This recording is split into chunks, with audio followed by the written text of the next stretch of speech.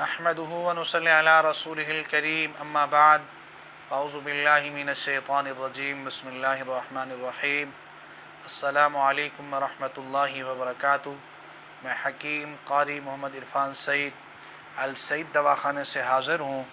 तमाम नाज़रीन, मौजू शुरू करने से पहले आप तमाम दोस्तों से मेरी गुजारिश है, मेरे चैनल को सब्सक्राइब करें और साथ बेल आइकन के बटन को दबाएं ताकि आने वाली हर नई वीडियो आप तक बर वक्त पहुँचती रहे। नाज़रीन, आज आपको निस्यान के बारे में बताएंगे। अक्सर दोस्त ये कहते हैं कि हम भूल जाते हैं, हमें कोई बात याद नहीं रहती, ये दिमाग की कमज़ोरी है और इसमें बहुत सारे दोस्त परेशान हैं। पहले तो ये होता था कि जिनकी 50 साल से ऊपर उम्र होती थी, ये निस्यान उनके साथ मसला होता था। आज तो 10-15 साल के बच्चे हैं, वो भी कहते हैं हमें निस्यान है, और जब कोई सबक याद करते हैं तो सबक भी भूल जाता है, बस रटा लगा के अपना वक्त पास कर रहे हैं। तो उनके लिए बेहतरीन और कामयाब इलाज मैंने शेयर करना है। और इससे पहले आपको ये बताता चलूँ कि ये क्यों होता है, इसकी वजूहात क्या है।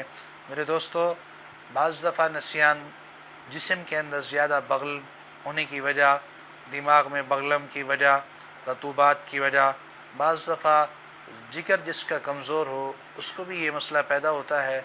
बाज़ दफ़ा कमर के अंदर अगर दर्द हो तो निस्यान हमला करता है, और इस तरह बार बार पेशाब का आना, गुर्दों की वजह से भी निस्यान हो जाता है।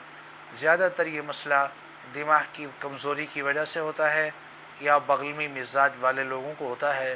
तो आज आपको इसके लिए आसान और कीमती फार्मूला पेश कर रहा हूँ, इसको इस्तेमाल करें, इंशाअल्लाह निस्यान ख़त्म हो जाएगा, भूलना ख़त्म हो जाएगा, आपका ज़हन ताज़ा और फ़्रेश होगा।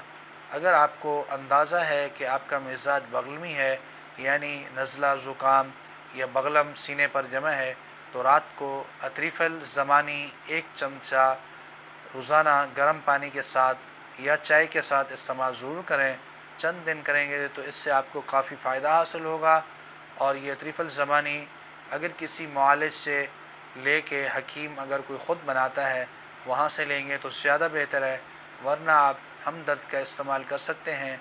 इसके अलावा जो है आपने माजून फ़लास्फ़ा ले लेना है। माजून फ़लास्फ़ा का 1 चमचा रात को दूध के साथ, गर्म दूध के साथ चंद दिन इस्तेमाल करेंगे तो इंशाअल्लाह ये निस्यान का मसला ख़त्म हो जाएगा और आपका हाफ़्ज़ा तेज़ हो जाएगा। आप जब भी कोई चीज़ काम शुरू करें, पढ़ाई शुरू करें, पहले बिस्मिल्लाह पढ़ के अल्लाह से दुआ मांग के फिर काम शुरू करें। इंशाअल्लाह आपका हाफ़्ज़ा तेज़ होगा और अल्लाह की मदद होगी। अगर हमारी ये वीडियो आपको अच्छी लगे, इसको शेयर करें और लाइक करें ताकि आपके और दोस्तों को भी फ़ायदा हो। जज़ाकल्लाह। अस्सलामु अलैकुम।